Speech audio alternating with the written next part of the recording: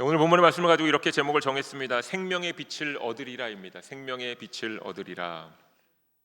사랑하는 달랏중앙감리교 교회 여러분, 질문으로 오늘 예배 특별히 설교를 시작하려고 합니다. 지난 한 주간 동안에 믿음의 눈으로 세상을 바라보시려고 열심히 노력하셨는지요? 믿음의 눈으로 세상을 바라보려고 열심히 노력을 하셨는지요? 네, 믿음의 눈으로 세상을 바라보는 것은 쉬운 일일 수도 있고요, 그렇지 않을 수도 있습니다.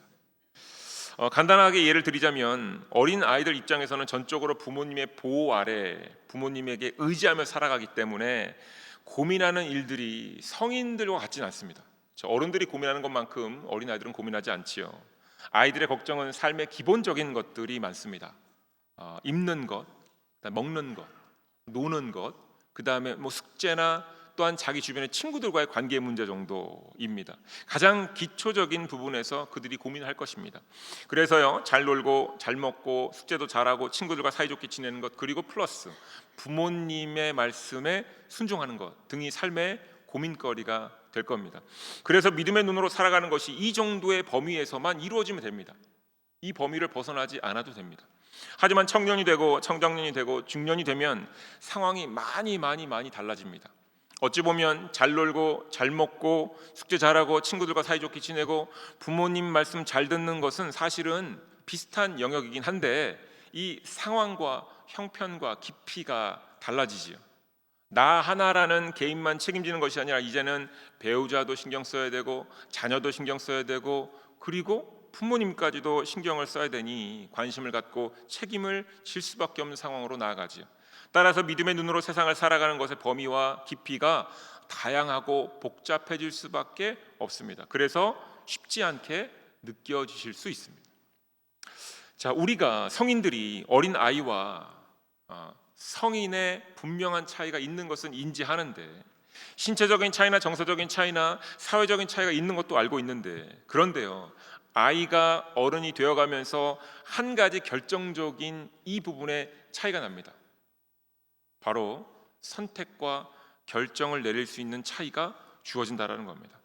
잘 아시겠지만 아이들에게는요, 그렇게 많은 선택과 결정이 주어지지 않습니다. 그런데 자녀들은 부모님의 선택과 결정을 넘어서서 이제 어느 정도 나이가 들어가면서 스스로 선택하고 결정할 수 있는 나이로 자라가기 때문에 더 복잡해집니다. 사실 이때의 사람은 누구나 자신의 관심과 노력을 어떻게 사용해야 할지 선택하고 결정하는 순간을 얻게 됩니다.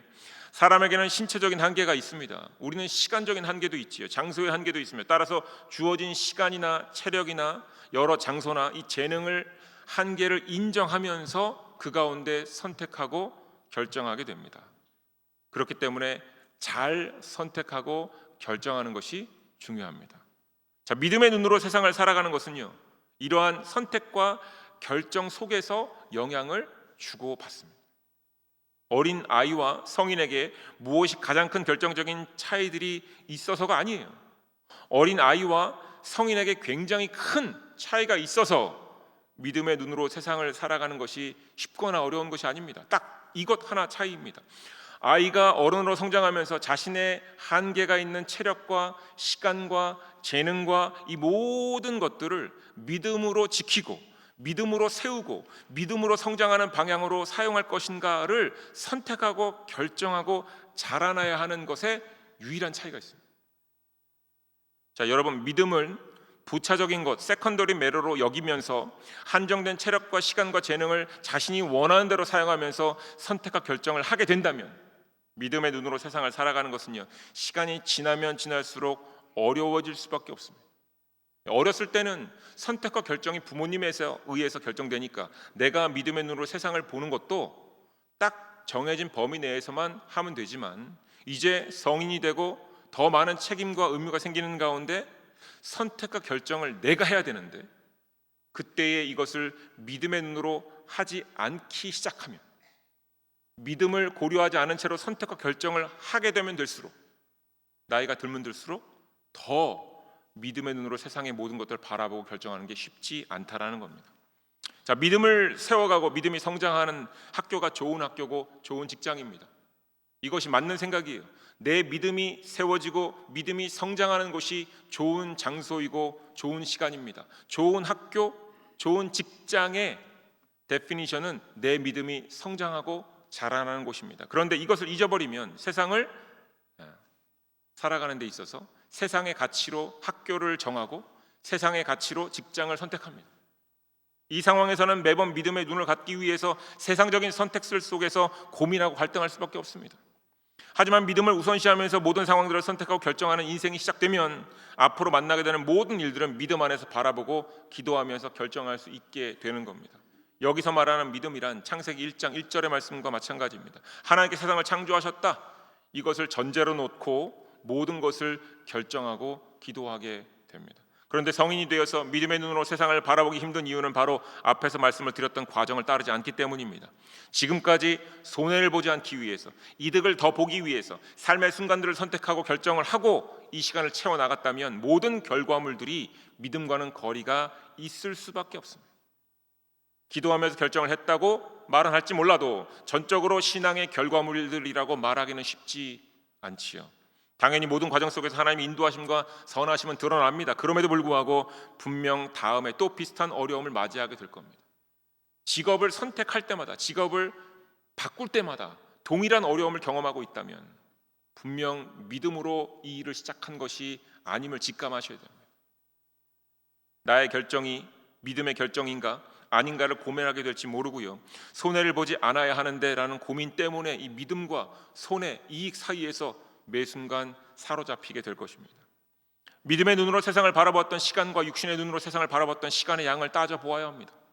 믿음의 눈으로 세상을 바라보고 이를 바탕으로 선택하고 결정을 하는 시간이 육신의 눈으로 바라보면서 선택하고 결정했던 시간보다 많아지면 그때부터 믿음의 눈으로 세상을 보는 일이 조금씩 쉬워지게 되는 겁니다. 사랑하는 교회 여러분, 우리의 지난 날을 돌아보셔야 됩니다. 믿음으로 모든 것을 바라보고 선택하고 결정했던 시간이 육신의 눈으로 세상의 관점으로 나의 경험으로 바라보면서 결정하고 선택했던 시간보다 많으면 그때부터는 믿음으로 세상을 바라보는 게 쉬워지고요. 만약 그 반대라면 여전히 믿음으로 세상을 보는 것이 어렵습니다. 매 순간마다 이익과 손해를 따져야 되고 매 순간마다 나에게 닥칠 또 다른 어려움을 고민해야 되고 매 순간마다 계산해야 되기 때문에 믿음의 눈으로 세상을 바라보는 일은 쉬워지지 않습니다. 자, 어제 토요일 우리 기쁨의 언덕으로 새벽 예배 본문의 말씀입니다. 신명기 4장에 기록되어 있습니다. 신명기 4장 9절부터 10절의 말씀을 함께 보도록 하겠습니다. 오직 너는 스스로 삼가며 내 마음을 힘써 지키라. 그리하여 내 눈으로 본 그 일을 잊어버리지 말라. 내가 생존하는 날 동안에 그 일이 내 마음에서 떠나지 않도록 조심하라. 너는 그 일들을 내 아들들과 내 손자들에게 알게 하라. 아멘. 하나님께서 모세를 통해서 광야에서 수많은 이적들, 놀라운 일들을 경험하게 하신 이유는 첫 번째, 애굽으로부터 몸에 체득했던 우선순위를 바꾸는 일이었습니다. 애굽에서 살면서 사람들은 끊임없이 육신이 원하는 대로 세상을 바라봤습니다. 당연히 과거 선조로부터 믿음의 유산을 받긴 했지만 여전히 그 땅에서 이방인으로 살면서 내 몸에, 내 육신에 손해가 덜 가는, 이익이 더 되는 방향으로 모든 일들을 바꿔놓았습니다.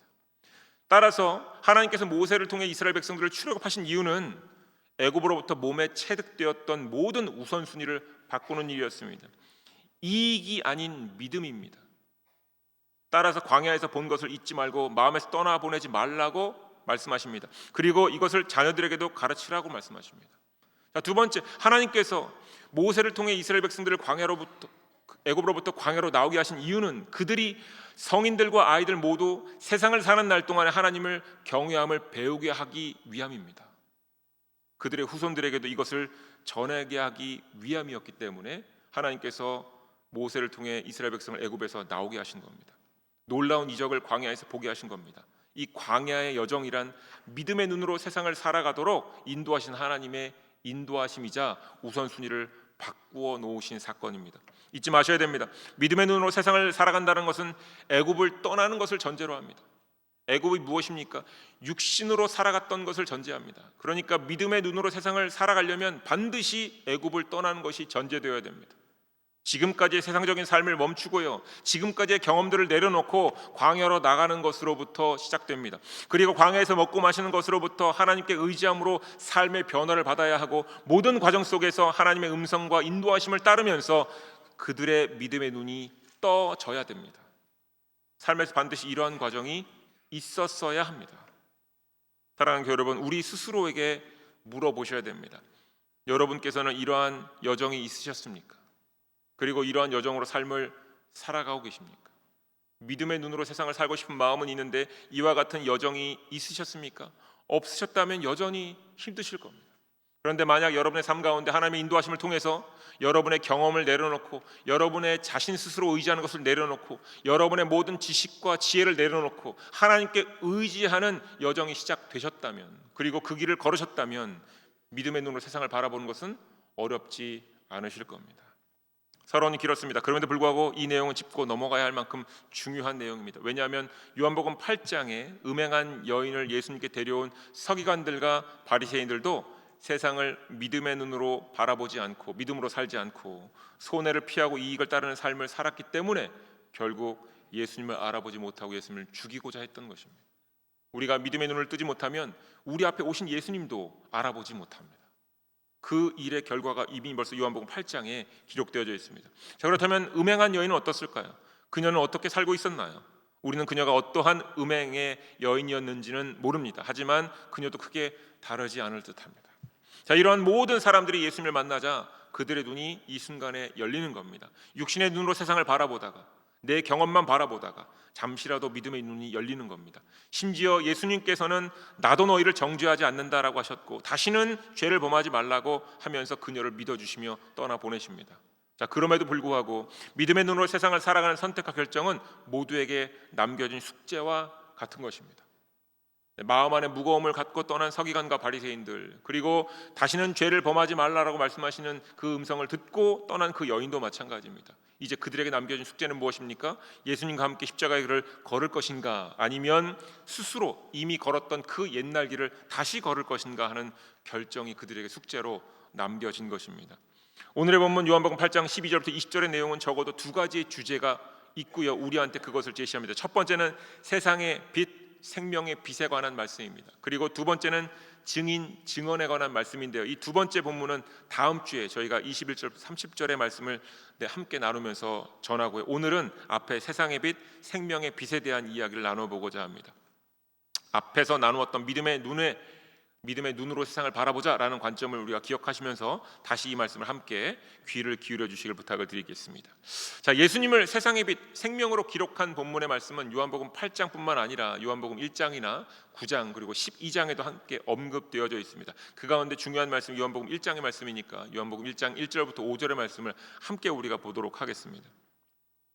태초에 말씀이 계시니라, 이 말씀이 하나님과 함께 계셨으니 이 말씀은 곧 하나님이시니라. 그가 태초에 하나님과 함께 계셨고 만물이 그로 말미암아 지은 바 되었으니 지은 것이 하나도 그가 없이는 된 것이 없느니라.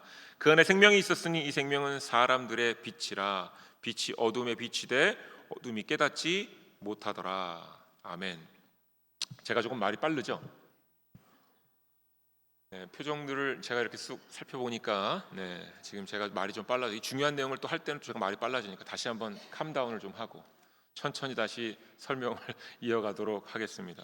자, 요한복음의 시작은 예수님이 누구인가에 대한 설명으로 시작하는 내용이죠. 예수님이 누구인가? 자, 예수님께서는 인간들과 같은 창조물이 아니다라는 것이 전제입니다. 또한 창조주 하나님과 함께 세상의 창조 이전에 계셨다, 이것을 강조하는 내용이 요한복음 1장 1절부터 5절까지 내용입니다. 더욱이 예수님이 하나님의 말씀이셨다라고 설명하고 있습니다. 여러분, 이게 사실은 그냥 내용적으로만 보면 쉬운 얘기인데 사실 그렇게 쉬운 얘기는 아닙니다. 굉장히 어려운 얘기입니다. 그럼에도 불구하고 여러분께서 이해를 하고 계실 것 같아요. 그래서 제가 조금 다른 예를 들어서 조금 쉽게 이해를 할 수 있도록 설명을 드릴게요. 제가 1부 때 이렇게 했는데 이 설명을 드렸는데도 복잡하실 수 있을 것 같아요. 조금 끝까지 한번 들어보시면 그래도 아마 이해가 되실 거라고 생각을 합니다. 자, 만약 누군가 여러분 앞에 와서 당신이 누구인지 나한테 증명해보라. 그럼 여러분 어떻게 증명하시겠습니까? 네가 누구인지 나한테 증명해보라. 어떻게 하시겠습니까? 내가 나를 다른 사람 앞에 증명하려면 어떻게 해야 될까요? 여러분, 사실 가만히 있어도 증명이 됩니다. 나의 실존 존재는 여기 있으니까, 내가 눈에 안 보이는 것도 아니고 내가 여기 있으니까 나는 나야, 이렇게 증명해도 되지 않겠습니까? 사실 여러분 자체, 여러분이 호흡하시는 자체, 여기 앉아 계신 자체가 여러분 스스로 증명하는 겁니다. 그런데 여러분이 스스로 여러분의 이름을 소개할 수 있지요. 저는 누구누구입니다. 안녕하세요, 저는 누구누구입니다. 저는 어디 살고요, 저는 가족도 있고요, 저는 이렇게 살아갑니다. 소개하면 여러분에 대해서 조금 더 증명할 수 있게 되는 거지요. 그러면 누군가는 여러분이 소개한 그 내용을 듣고 여러분의 존재를 다시 한번 인식하고 인정하게 됩니다. 여러분의 육체와 여러분이 방금 여러분을 설명했던 그 말 자체는 모두 다 여러분의 것입니다. 그렇죠. 제 존재가 여기 있고요, 제가 안녕하세요 배현택입니다 하면 이 모든 것은 다 저에 관한 것이고 저의 것이기도 합니다. 하지만 육체와 제가 했던 말을 분리해서 이해하진 않습니다. 자, 여러분이 말을 하지 않았지만 여러분의 존재는 증명된 것이고요, 여러분의 말이 여러분의 존재를 더 증명하도록 돕는 역할을 한 것입니다. 여러분의 육체보다 여러분의 말이 더 높고 낮음, 어떤 차이가 있는 것이 아니고요, 여러분의 육체가 여러분의 말보다 더 나은 것, 좋은 것, 어떤 가치가 더 평가되지 않습니다. 즉 육체, 저와 제가 했던 말은 다 통일됩니다. 하나로, 나라는 존재로 통일됩니다. 두 가지가 다르게 인식될 뿐입니다. 아무 말 안 하고 서 있는 저와 제가 말을 하면 그 말을 통해 여러분이 더 인지력이 생기는 거니까요. 사도 요한이요, 예수님을 설명하면서 이 방법을 선택한 거예요. 하나님은 계시고 하나님의 말씀이 계신다, 이렇게 얘기한 거예요. 자, 이 둘은 하나인데 우리가 이렇게도 이해할 수 있다. 하나님과 하나님의 말씀이 즉 예수님이다, 이렇게 설명하는 겁니다. 자, 하나님은 계시고요, 하나님의 말씀으로 세상이 창조되었다. 이 말씀이 하나님이며 예수님이다, 이렇게 설명하는 겁니다. 자, 이것을 조금 더 제가 디테일하게 설명하다가 제가 이단이 될 수 있으니까 여기까지만 설명을 드리도록 하겠습니다. 하나님께 세상을 말씀으로 창조하셨습니다. 그리고 하나님께 세상을 창조하셨는데 하나님의 말씀도 하나님이시지요. 그리고 그 말씀이 예수님이다라고 사도 요한이 설명합니다. 그러면서 요한복음 1장 3절에 이렇게 말하는 겁니다. 만물이 그로 말미암아 지은 바 되었으니 라고 설명하는 겁니다. 자, 하나님의 말씀, 예수님으로 말미암아 모든 것들이 지어졌으니 그 안에 생명이 있다라고 요한복음 1장 4절에 설명하면서 이 생명이 사람들에게는 빛의 역할을 한다, 이렇게 얘기합니다. 자, 생명을 빛으로 상징하는 표현을 사용한 겁니다. 생명이 있다면, 우리가 호흡하고 있다면, 살아있다면 누구나 그 안에 빛이 있다라는 겁니다. 생명으로 살아가는 모든 존재는 예수님으로부터 시작되었으니 그 안에 예수님이 계신데 그 예수님이 바로 너희들의 빛이다 라고 얘기하는 겁니다. 그러니까 제발 이 빛을 업신여기지 말라라는 겁니다.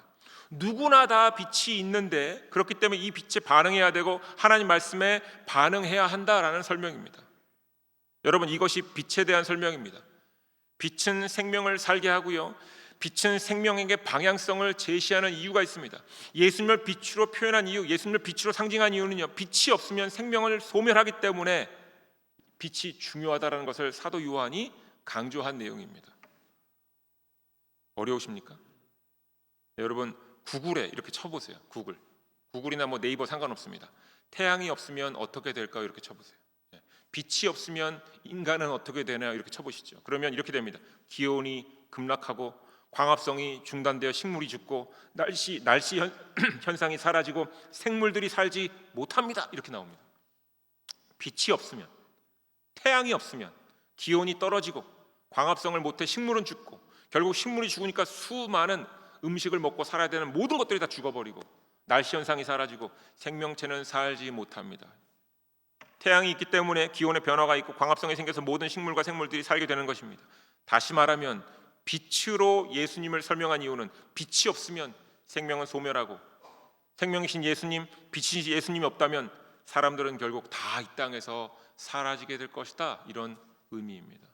요한복음 8장 12절, 예수께서 또 말씀하여 이르시되 나는 세상의 빛이니 나를 따르는 자는 어둠에 다니지 아니하고 생명의 빛을 얻으리라. 아멘. 자, 이 말씀은 뜬금없이 하신 말씀이 아닙니다. 이전에 음행한 여인을 떠나보내시면서 하신 말씀 뒤에 하신 말씀이에요. 다시는 죄를 범하지 말라고 하신 뒤에 사람들에게 이어서 하신 말씀입니다. 예수님께서는 스스로 당신을 세상의 빛이라고 설명하시는 겁니다. 따라서 내가 한 말과 행동과 모든 것이 너희들의 삶을 생명으로 인도할 빛이다입니다. 그러니까 이 빛을 절대로 외면하거나 등지거나 업신여기지 말라라는 겁니다. 세상을 제대로 살려면 예수님을 따라야 하고, 예수님을 따르는 사람들은 어둠에 다니지 아니하며 생명을 지켜줄 빛을 이미 얻었다, 이렇게 말씀하시는 거예요. 생명의 빛, 즉 세상에서 생명이 사라지지 않는 곳으로 인도함을 받게 되는 것입니다. 우리가 힘들고 어려운 삶을 살더라도 우리 안에 계신 예수님, 그 생명, 그 빛을 붙잡고 있으면 우리는 반드시 천국으로 인도함 받게 되는 것입니다. 이것이 우리에게 주어진 영생입니다. 여러분 믿으십니까? 어떤 상황에서도 우리가 버림받게 되지 않는 것은요, 바로 우리가 예수님, 즉 세상에 비치신 예수님을 붙잡고 살아간다면 우리에게 얻어질 축복입니다. 하나님께서 그렇게 예정하셨고 인도해 주셨다는 겁니다. 이것을 다른 표현으로 이야기한다면 빛으로 세상을 산다라고 표현할 수 있고요, 또 다른 표현으로 말한다면 믿음으로 세상을 산다라고도 표현이 가능하고요, 또 다른 표현으로 가능하다면 믿음의 눈으로 세상을 바라본다라는 겁니다. 예수님을 통해서 세상을 바라보고요, 예수님을 통해서 세상을 사는 거고요, 이게 빛으로 세상을 사는 유일한 길이다라는 표현이 가능합니다. 어둠에 다니지 아니하고 생명의 빛을 얻는다라는 표현이 바로 이와 같은 표현입니다. 그리고 어둠에 다니지 아니하고 생명의 빛을 얻는다라는 표현의 구체적인 설명은 그 다음에 기록되어져 있습니다. 8장 14절 말씀입니다. 예수께서 대답하여 이르시되 내가 나를 위하여 증언하여도 내 증언이 참되니 나는 내가 어디서 오며 어디로 가는 것을 알거니와 너희는 내가 어디서 오며 어디로 가는 것을 알지 못하느니라. 아멘. 자, 생명의 빛을 얻는다라는 것은요, 믿음으로 세상을 사는 것을 의미하고 믿음의 눈으로 세상을 보는 것을 의미하는데, 이는 바로 어디서 오고 어디로 가는 것을 아시는 예수님께 이끌리면 받는다라는 것입니다. 여러분, 우리는요 어디서 와서 어디로 가는지 모릅니다. 믿으십니까? 여러분이 원해서 지금 이 자리에 앉아 계신 건가요? 여러분이 원해서 미국으로 이주로 오셨나요? 여러분이 계획하고 준비해서 지금 이 자리에 계십니까? 중간에 분명 여러분 다른 계획 없으셨나요? 보다 더 큰 계획 없으셨나요? 다 미국에 오면서 아메리칸 드림을 꿈꾸면서 다 일확천금, 더 잘 살고 더 행복하고 더 나은 거 생각하고 꿈꾸고 계획하지 않으셨나요? 여러분이 생각한 것보다 지금 훨씬 더 잘 살고 계십니까? 더 행복하십니까? 더 기쁘십니까? 네. 정말 우리가 계획한 것보다 하나님이 오늘 우리를 이끌어 주셔서 우리가 더 행복한 것은 사실입니다. 제가 저희 부모님 장례를 치르면서 정말 어디서 와서 어디로 가는지 모르는구나. 그렇죠? 저희 어머니께서 하셨던 얘기가 있어요. 모두가 다 세상을 떠나는 걸 알면서도 나의 부모님은 영원히 살 줄 알았다 라고 저희 어머니께서 할머니 돌아가실 때 느끼셨다는 거예요. 저도 마찬가지요. 아마 여기 계신 모든 분들도 아마 그러실 겁니다.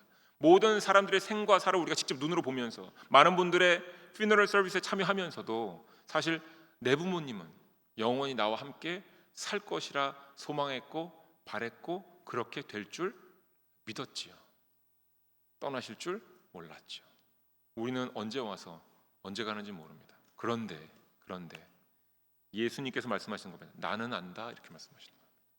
그러니까 우리가 의지하고 믿어야 될 분은 예수님 한 분밖에 없다라는 말씀입니다. 예수님께서 대답하여 이르시되 14절에 다시 한번 말씀드릴게요. 내가 나를 위하여 증언하여도 내 증언이 참되니 나는 내가 어디서 오며 어디로 가는 것을 알거니와 너희는 내가 어디서 오며 어디로 가는 것을 알지 못하느니라. 사람들은 모르지만 예수님은 아시니 삶의 순간마다 인도함을 우리가 받게 되는 겁니다. 그래서 우리의 삶의 순간마다 고백하는 게 감사합니다, 하나님의 은혜입니다. 왜냐하면 나는 알지 못하지만 예수님 믿고 의지했더니 나에게 이와 같은 일들을 허락하셨습니다라는 고백이지요. 그리고 이러한 삶의 결과는 구약을 통해서 수많이 검증이 되었습니다. 이스라엘 백성들의 삶을 보았더니 정말로 그들은 알지 못하는 곳으로 와서 알지 못한 곳을 가지만 매 순간마다 하나님의 임재를 감사와 찬양으로, 본인들의 삶의 결과물들을 또한 하나님께 감사와 찬양으로 고백하더라라는 겁니다. 또 함께 말씀을 보겠습니다. 15절입니다. 너희는 육체를 따라 판단하나 나는 아무도 판단하지 아니하노라. 아멘. 사람들은 육체를 따라서 육신의 눈으로 모든 것을 판단하고 결정하고 선택합니다. 내 경험이 그래서 중요한 거예요. 사람들은 매 순간마다 육체를 따라 판단하죠. 매 순간 내 경험을 따라서 모든 것을 선택하고 결정하죠. 내 경험이 최고라고 생각하고 내 경험이 누구보다 낫다고 생각하니까 결국 나를 믿습니다. 그런데 예수님은 그렇게 하지 않으신다고 합니다. 하지만 예수님께서 빛의 역할을 해주시고 판단을 하나님께서 하신다라는 것을 말씀하시는 겁니다. 내가 굳이 판단을 안 하지만 내가 판단하게 될 경우 그 판단이 하나님과 함께하기 때문에 맞다, 이렇게 얘기하십니다. 자, 판단은 하나님께서 세상의 끝에서 하시는 겁니다. 그리고 하나님 말씀이신 예수님께서는 사람들을 세상의 마지막으로 인도해 가시는 겁니다. 하나님과 하나님 말씀이신 예수님이 서로 다른 역할을 해주시는 겁니다. 예수님께서 이 땅에 오신 이유는 정죄하기 위함이 아니지요. 요한복음 8장 11절의 말씀과도 같습니다. 예수님께서 이 땅에 오신 이유는 사람들이 하나님의 것이요 하나님의 백성이요 왕같은 제사장이요 거룩한 나라라는 것을 알려주시려고, 이와 같은 권세를 회복시키시려고 예수님께서 이 땅에 오셨습니다. 예수님께서 이 땅에 오신 이유는 사람들을 인도하기 위함이었고 판단하기 위함이 아니었습니다. 그래서 예수님께서는 당신을 생명이자 빛으로만 설명하시는 겁니다. 내가 너희에게 생명을 주어 숨 쉴 수 있고 걷게 하며 동시에 빛이어서 너희의 발걸음을 인도해 주겠다라는 겁니다. 나를 따르는 자는 어둠에 다니지 아니하고 생명의 빛을 얻으리라는 말씀의 의미가 바로 이런 의미입니다. 예수님을 따르는 자, 하나님을 따르는 자, 하나님 말씀에 순종하는 자 모두 같은 표현이고요. 이러한 사람들은 세상에서 하나님의 자녀로 살아갈 수 있다라고 말씀하십니다. 지금까지의 내용을 이해 못하셨어도 됩니다. 이제부터가 적용 파트인데 적용만 잘 이해하시면 앞의 내용을 쉽게 이해하실 수 있습니다. 사랑하는 교회 여러분, 우리가 어린 아이들을 잘 가르쳐야 됩니다. 그렇지 않겠습니까? 네, 잘 가르쳐야 됩니다. 어리다고 대충 가르치면 절대로 안 됩니다. 하나님께 기도하면 다 이루어져요. 여러분, 하나님께 기도하세요. 하나님께서 여러분의 기도에 들어주시고 여러분의 기도에 응답해 주십니다. 하나님께서 여러분 기도를 다 들어주세요. 틀린 설명은 아니지만 정확한 표현 또한 아닙니다. 유기성 목사님이 이런 예를 몇 번 드셨어요. 목사님의 딸이 초등학교 4학년 때 이렇게 질문을 했다고 하는 겁니다. 나는 열심히 공부하고 열심히 기도도 하고 있는데 왜 나는 우리 반에서 항상 2등만 합니까? 아빠, 나는 열심히 기도하고 열심히 공부합니다. 하나님이 주신 시간으로 열심히 공부하고, 그리고 하나님 내가 1등하게 해주세요. 열심히 기도합니다. 그런데 왜 나는 항상 2등합니까? 1등은 누가 하고 있었나요? 이 얘기를 들으셨던 분도 계실 텐데 1등은 그 반에 보살이라고 불리는 어느 분의 가정의 아이였다라는 겁니다. 네. 하나님을 믿지 않는 사람이, 심지어 우상을 섬기는 사람이 세상에서 성공하는 것을 설명 못하는 겁니다. 하나님께 기도하면 하나님 다 들어주셔, 다 이루어주셔. 그 내용 가운데 빠진 내용이 굉장히 많아요, 사실은. 그렇죠? 그러니까 아이들한테 이렇게 대충 가르치면 안 됩니다. 하나님께 기도하면 다 이루어주세요라는 설명은요, 초등학교 4학년 정도만 되어도 맞지 않는 설명이 된다라고 하는 겁니다. 그렇다면 우리가 무언가 미싱한 것이 있다, 잘못 가르쳤던 것들이 있다라는 것을 알아야 되는데, 여전히 가만히 교회의 내용들을 가만히 보면, 교회의 가르침들을 보면, 기독교 교육을 가만히 보면, 많은 교회에 가르치는 내용들을 보면요, 우리의 교육은 여전히 기복적인 신앙 교육 안에서 크게 벗어나지 못하는 듯합니다. 어린 아이들이니까 모를 거야. 초등학교 4학년만 돼도 안다니까요. 초등학교 2학년만 돼도 안다니까요. 아니, 제가 받은 질문이에요. 할아버지를 위해서 기도하자. 그래서 저희 아이들이 계속 밥 먹을 때마다 하나님 음식 주셔서 감사합니다. 저희 할아버지 빨리 낫게 해주세요. 그렇게 7개월 기도했는데 토천하셨잖아요. 그러니까 저희 아이들이 궁금해하는 거예요. 기도했는데 왜 안 나으시는 겁니까? 그 정도는 초등학교도 압니다. 이러한 교육의 결과는요, 믿음의 눈을 갖지 못하게 하는 겁니다. 그냥 하나님께 다 기도하면 다 들어주실 거야, 이런 식으로 대충 가르치면 어떻게 해요? 아이들을 육신의 눈에 머물게 만들 수 있다는 거예요. 따라서 교육이 달라져야 되는 겁니다. 우리 안에 생명의 빛이 오셔서 생명이신 예수님, 빛이신 예수님께서 우리에게 길을 보여주시는데 이것을 대충 이야기하기 시작하면 다 망가집니다. 그리고 아이들이 어느 정도 커서 20살이 딱 넘으면 이제 너는 죽고 예수로 살아라. 애들이 혼란스러워지는 거죠. 어렸을 땐 네가 최고, you are special. If you want, what can you be? Everything, everyone. 너는 모든 게 다 될 수 있어. 기도하는 대로 될 거야. 해놓고선 결국에 어떻게 해요? 나중에 인격적으로 예수를 만나고 너는 죽고 예수로 살아라.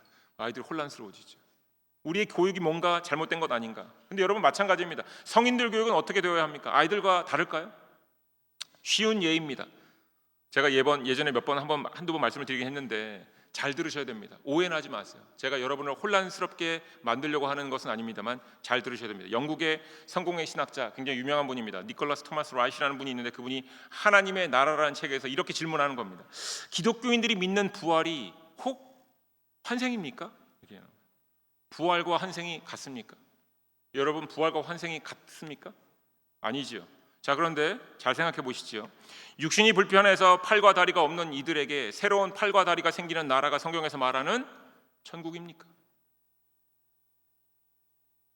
여러분, 이 질문이 사실 굉장히 불편한 질문입니다. 우리가 그렇게 기도하거든요. 그렇게 고백하거든요. 천국은 아픔과 고통이 없는 나라는 맞아요. 성경에 기록되어 있기 때문에. 그런데 부활하신 예수님께서 부활하신 몸을 보여주셨어요. 그럼 뭐라고 그러셨습니까? 의심하는 도마에게 내 손과 내 옆구리에 손가락을 넣어보아라. 창자국과 못자국과 창자국을 만져보아라. 예수님이 부활하신 몸입니다. 부활하신 몸인데 몸에 상처가 있었다고요. 낫긴 했지만 상처 자국이 있었단 말입니다. 예수님이 친히 부활하신 몸을 보여주셨어요. 그래서 1세기의 크리스찬들은 부활을 어떻게 생각했냐면 본인 몸으로 그대로 다시 부활하는 것을 믿었습니다. 다리가 없는 사람은 다리가 없는 채로 부활합니다. 팔이 없는 사람은 팔이 없는 채로 부활합니다. 그렇지만 더 이상 그것을 몸이 불편하다, 저주받았다, 불구다라고 얘기하지 않는 겁니다. 여러분, 이게 여러분이 원하시는 천국이셨습니까? 아니면 없던 부위가 생기고 못생긴 얼굴이 이뻐지고 이런 생각을 하셨습니까? 니콜라스 토마스 라이시 정확하게 얘기하는 겁니다. 부활의 개념과 환생의 개념을 섞지 말라. 당황하셨지요. 여러분, 성인들도 마찬가지입니다. 다시 교육받아야 합니다. 하나님의 말씀, 성경과 기도로 다시금 세워져야 합니다. 우리 안에 예수님의 생명이 있고 우리 안에 예수님의 빛이 있음을 알았다면, 믿었다면 다시금 믿음의 눈으로 세상을 살아가려고 광야의 길을 걸어야 됩니다. 내가 원하는 길이 아니라 광야의 길을 걸어야 됩니다. 내 모든 것을 새롭게 바꿀 광야의 길을 걸어야 됩니다. 손해를 얻지 않으려고 이익을 얻으려는 생각을 멈춰야 됩니다. 기도해서 나에게 이익을 얻게 하려는 생각을 멈춰야 됩니다. 육신의 눈이 아니라 말씀으로 기도하며 믿음의 눈으로 세상을 바라보아야 합니다. 우리는 어디에서 오며 어디로 가는지 모르지만 예수님이 아시니 예수님께 의지하여, 말씀에 의지하여 육체의 판단을 멈추어야 합니다. 나는 목사님이 지금 하신 그 얘기 동의할 수 없다. 괜찮습니다. 저한테 동의 안 하셔도 됩니다. 성경을 보십시오. 예수님이 친히 부활하신 육신을 보여주셨습니다. 창자국과 못자국을 보여주셨다는 것.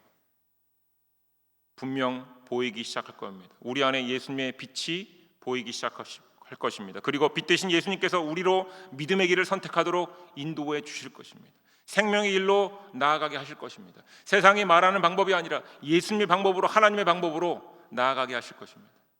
신명기 4장 9절의 말씀으로 말씀을 정리해 보고자 합니다. 다시 보겠습니다. 오직 너희는 스스로 삼가며 내 마음을 힘써 지키라.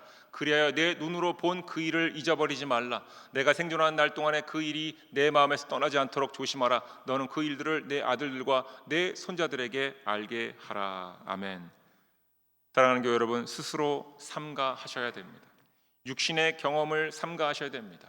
우리의 경험이 너무 좋은 경험일지라도, 여러분의 노력이 좋은 결과를 갖고 오는 어떤 좋은 프로덕트가 있다 할지라도 그 경험을 의지하시면 안 돼요. 아무리 좋았던 10년, 15년 전에, 5개월 전에, 1년 전에 하나님께서 허락하셨던 놀라운 경험이 있을지라도 살아계신 하나님은 과거의 하나님이 아니시니까 지금 살아계신 하나님과 함께 동행하셔야 됩니다. 지금 당해야 될 고난이 있다면 믿음으로 감당하셔야 됩니다. 그러면 믿음은 성장하고 다시금 우리 안에 빛과 생명이 견고해질 것입니다. 하나님, 나는 안 돼요. 그때는 안 그러셨는데 왜 지금은 이러십니까? 하나님, 내가 열심히 살았는데 왜 나한테 이런 고난을 주십니까? 여전히 내 경험과 육신의 눈으로 모든 것을 바라보게 되는 것입니다. 때로 우리가 우리 스스로를 삼가해야 됩니다. 육신의 경험을 내려놓고 우리의 입을 멈추고 하나님 앞에 엎드려야 됩니다. 그리고 하나님께서 행하신 믿음의 일들을 다시금 되짚어보면서 그 일들을 마음에서 떠나지 않도록 주의해야 됩니다.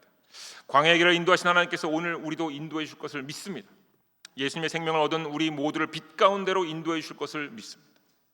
그리고 우리의 삶을 통해서 우리의 자녀들도 인도해 주실 것을 믿습니다. 사랑하는 교회 여러분, 예수님께서 세상의 빛이시니 예수님을 따르면서 어둠을 피하고 생명의 빛으로 살아가시는 모두가 되시길 주님의 이름으로 간절히 축원드립니다.